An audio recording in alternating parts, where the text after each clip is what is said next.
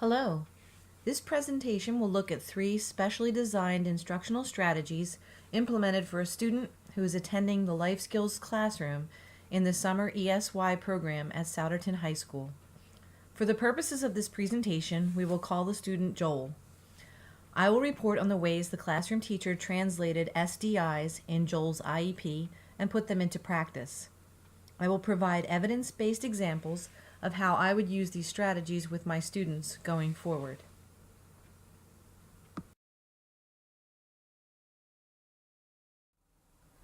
The specially designed instructional strategies that I will be discussing in this presentation are social stories and narratives, computer-aided instruction, and visual supports and schedules.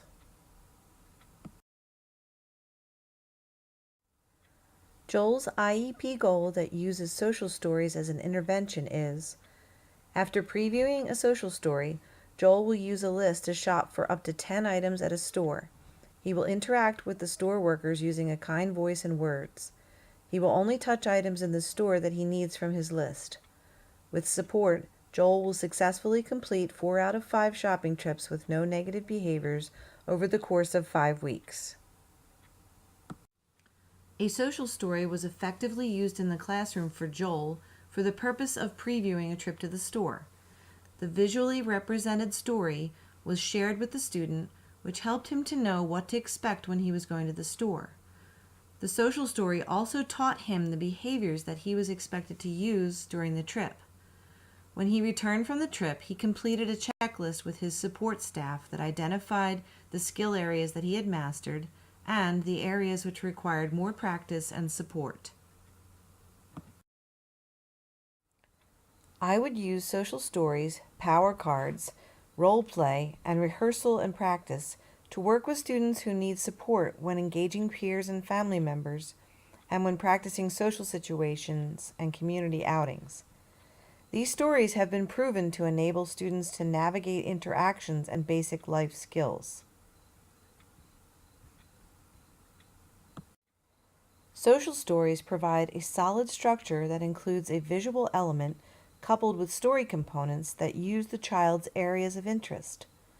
They should be individually created and personalized to optimize the effectiveness for the student in attaining personal and academic goals. To better ensure his or her ability to succeed in coping with new situations and for defining expectations for behaviors, social stories are proven, inexpensive strategies that enhance growth for students in many areas. Joel has an IEP math goal that uses computer-aided instruction as an intervention. The goal is, when given objects and money to count, Joel will demonstrate one-to-one correspondence and will skip count by 2s, 5s, and 10s, counting accurately up to 100 in 3 out of 5 trials over the course of 5 weeks. Computer-aided instruction was effectively used to help Joel with basic math skills. Joel was practicing one-to-one correspondence and also counting by 2s, 5s, and 10s. Joel counted using manipulatives and money. After completing these table activities with support staff, he was allowed to independently complete a variety of math games using computer software that tracked his progress. Joel was then able to track his progress with his teacher, including his seat work and computer work, before heading to another activity. I would use computer-aided instruction with students by selecting software that could be paired with the student IEP goals. I would use computers and smartboards and other technological devices and tablets to enhance and develop skills in math, language acquisition, reading comprehension and vocabulary, and in written and oral expression. Computers enable students to use a variety of sensory approaches when completing activities and also offer support to students with functional deficits.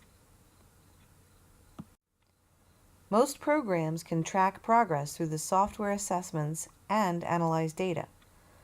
Technology is a great motivator for all students and can be used as a positive reinforcement for completing tasks and for demonstrating positive behaviors. Joel has an IEP goal that uses visual supports and schedules as an intervention. That goal is, when changing activities in classes, Joel will refer to a visual schedule and cues around the room with minimal prompting to independently move from one activity to the next in 5 out of 5 situations over 5 weeks. Joel effectively used a visual schedule and referred to visual cue cards placed around the room to direct him from one activity to the next.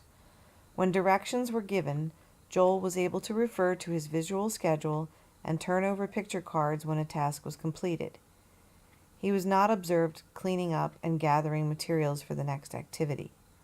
Joel used a visual timer for one activity and referred to visual cues around the room to find materials. I would continually use visual supports and schedules with all students in the classroom. With visual supports in place, students should be able to complete more tasks independently, learn more quickly, and decrease frustration and anxiety when completing school activities. I would use visual cue cards, timers, and schedules to teach students to independently communicate their needs and to make them aware of the times for transitions. I would use cue cards to communicate short messages when students might need silent prompting or to possibly prevent escalation and frustration. Communicating in this way can help decrease classroom disruptions. The specially designed instructional tools presented here, along with many other carefully implemented effective strategies, ensure positive student outcomes, represent best practices in serving student needs, and offer a quality education for all.